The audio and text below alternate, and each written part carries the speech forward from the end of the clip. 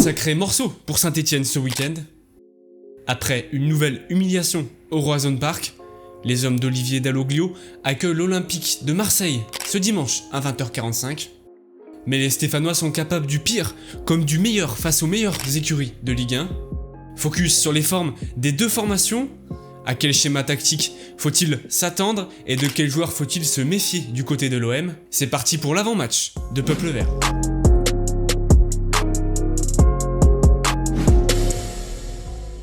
L'opposition de ce week-end se déroulera en clôture de cette 14e journée de Ligue 1. La SS accueille dans le chaudron l'Olympique de Marseille de Roberto De Zerbi à 20h45. La rencontre sera diffusée sur DAZN. Et puis retour sur les formes de l'ASS et de l'Olympique de Marseille. Un manque de caractère certainement, Olivier Dalloglio est apparu mécontent en conférence de presse après la claque subie à l'extérieur face à Rennes. Pourtant bien partis, les Stéphanois s'écroulent à 10 contre 11 alors que Mathieu Cafaro s'improvise gardien de but dans la surface de réparation. Alors que les Rennais n'avaient pas trouvé le chemin des filets depuis plus d'un mois, voilà que les Bretons en plantent 5 face à une formation stéphanoise observatrice tout au long de la rencontre. À tous les niveaux, la SS n'a pas été capable d'inquiéter le stade rennais. Jamais les Stéphanois n'avaient connu pire entame défensive au XXIe siècle. Avec 30 buts encaissés en 13 journées, seuls les 34 buts encaissés par Saint-Etienne en 1952 surpassent ce triste bilan. À en attester, l'ex-meilleure défense de Ligue 2 a subi autant de pions en 13 journées que sur l'ensemble de la saison 2023-2024. Le coach stéphanois a ainsi logiquement souligné un relâchement de ses troupes à l'extérieur. Car seul Montpellier, bon dernier du championnat, fait pire que Saint-Etienne hors de ses bases. Les Verts n'ont pas remporté une seule rencontre à l'extérieur. Seulement un petit point du nul acquis face à Nantes sur 21 possibles. Les Verts encaissent 83% de leurs buts à l'extérieur. Un bilan bien plus séduisant à domicile, la SS apparaît même dans le top 10 du championnat des équipes les plus performantes dans leurs stades respectifs. Les hommes d'Olivier Dalloglio remportent 12 points sur 18 possibles à Geoffroy Guichard en ce début de saison.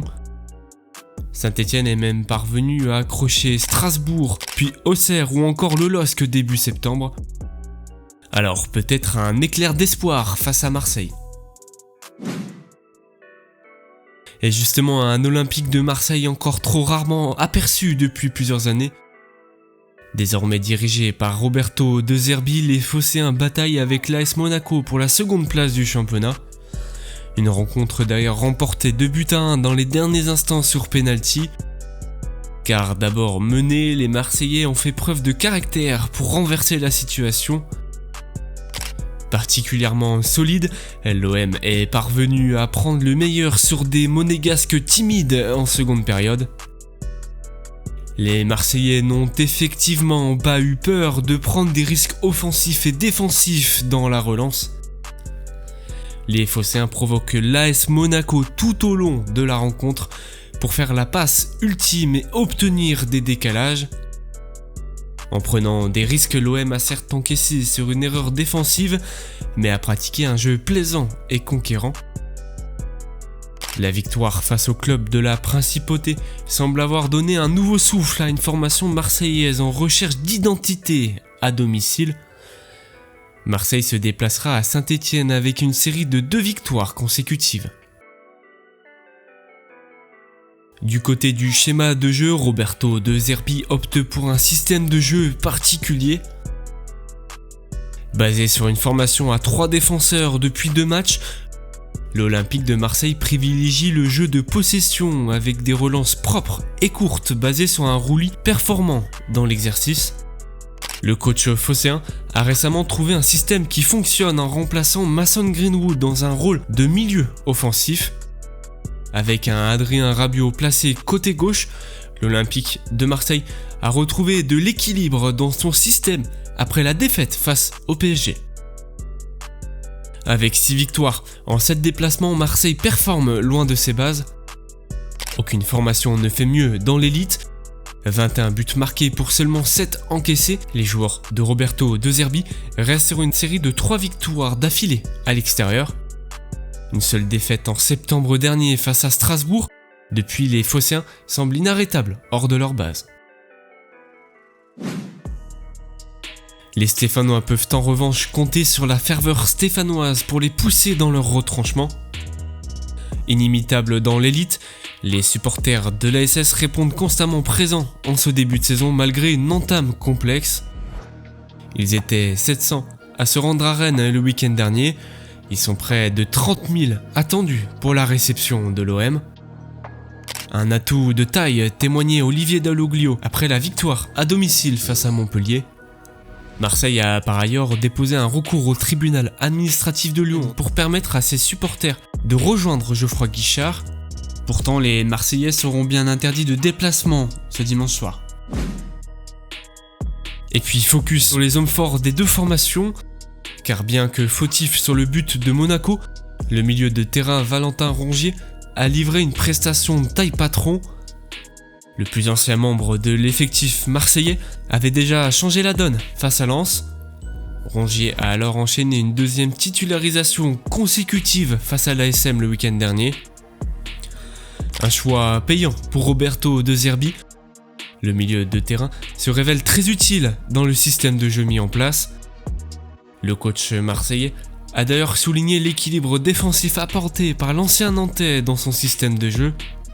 Capable d'aller chercher des ballons compliqués et importants dans la relance, Valentin Rongier apporte un caractère à une formation parfois trop timide. Mais Olivier Dalloglio possède également un atout de taille dans son effectif. Le meilleur buteur de Saint-Etienne, Zuriko Davitashvili, pourrait être la solution pour prendre en compte la formation de Roberto De Zerbi. S'il n'a plus marqué depuis le 26 octobre dernier face à Angers, le Géorgien a été nommé meilleur joueur du mois d'octobre après 5 réalisations. Désormais 15e du championnat, Saint-Etienne ferait certainement un exploit en obtenant un résultat de cette rencontre. Mais le simple point du nul ne serait pas à jeter dans la course au maintien. Avec 13 points acquis en autant de matchs, l'ASS n'a qu'un seul petit point d'avance sur le Havre, alors premier relégable.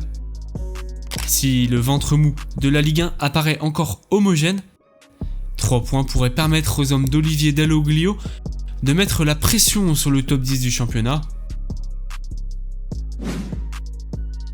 Du côté des absences, Roberto De Zerbi a effectué un entraînement avec un groupe restreint ce vendredi matin, nous informe la Provence. Rabiot, Heuchberg, Rongier, Maupay, Enrique Balerdi, Kondogbia et Garcia n'ont pas foulé la pelouse de la commanderie. Plusieurs joueurs titulaires le week-end dernier ont été mis au repos mais devraient bien être présents face à l'ASS ce dimanche.